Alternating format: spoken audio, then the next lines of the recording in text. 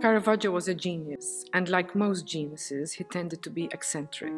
But he was also violent, easily provoked, and had no respect for the law.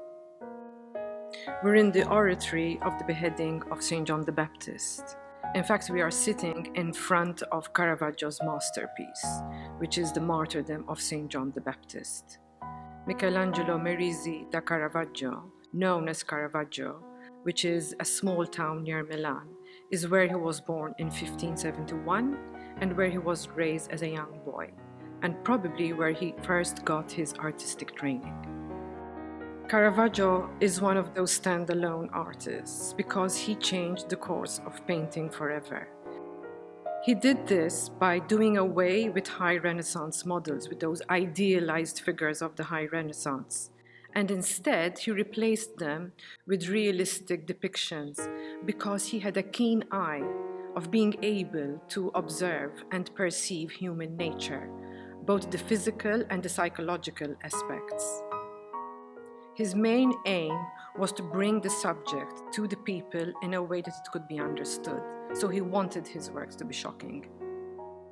He created a new artistic style because he gave his paintings a sense of realism and a sense of naturalism, and also he employed certain dramatic and theatrical qualities which were completely new to painting.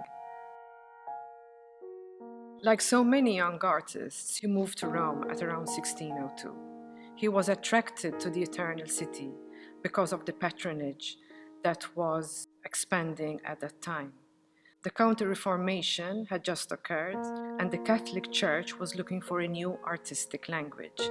In fact, in the last meeting of the Council of Trent, it was actually decided that the visual arts was going to play the role of propaganda, and that it was going to be in a style that was simple, true to the text, and easy to understand.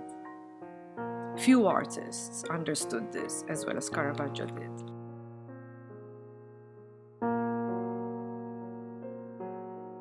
One night in Rome, he was challenged to a dueling match in which he killed his opponent, Ranuccio Tomassoni.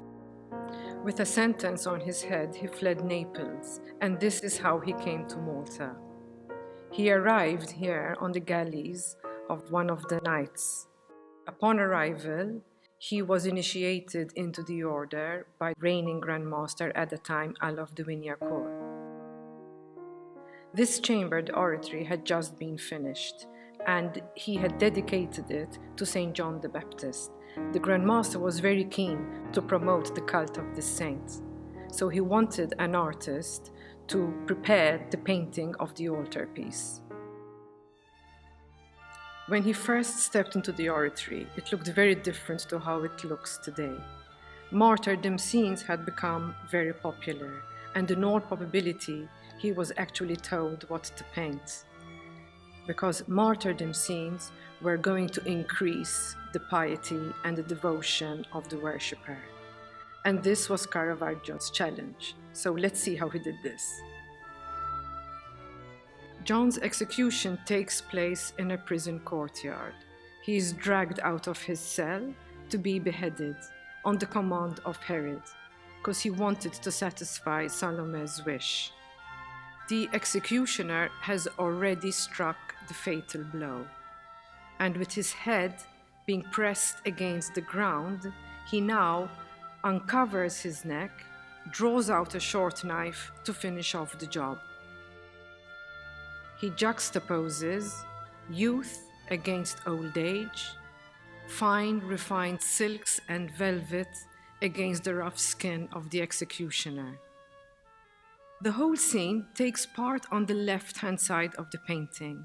The young maid impassively leans over with a charger in her hand to receive the head, whilst we can see the old maid clutching her ears to cover the disgusting sound of crushing bone and tearing flesh. The janitor very coolly points to the executioner and instructs him on what he has to do. This painting is unique because when compared to his earlier works in Rome, we notice that he used different techniques. Here, he uses space lavishly, and his figures fit very comfortably into the picture space. The whole scene takes place in this echoing void of the dark background.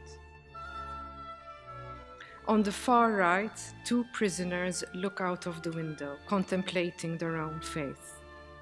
Caravaggio does something else. He does away with the background. The scene takes place only into the foreground. And by doing so, he psychologically and physically enters into the viewer's space, therefore forcing you to engage psychologically with the painting. From the blood gushing out of St. John's neck, he signs his name, Fra Michelangelo. The fact that he signs Fra Michelangelo means that he was already knighted. So this must have been sometime in July 1608, because that is when we know that he was knighted. And in all probability, it was painted to be unveiled on the feast of the beheading of St. John the Baptist on the 29th of August. I imagine that every day he woke up and he wondered what was the purpose of life. And if you look at this work, although it is the martyrdom of a saint, you will notice that there are no signs of redemption. There's no sign of salvation. There are no halos, there are no angels, there's no prize for this execution. It is just the tragedy of human existence that he's concerned about, that he's concerned with in this painting. Another amazing aspect of this work is that although all the actions are complete, there is one vital action which isn't, which is the final removal of the head from the torso. And this is what glues the spectator to this painting, because we're still here, we're waiting for that action to be finished. And that is great art. And this is the awesome, sublime character of Caravaggio.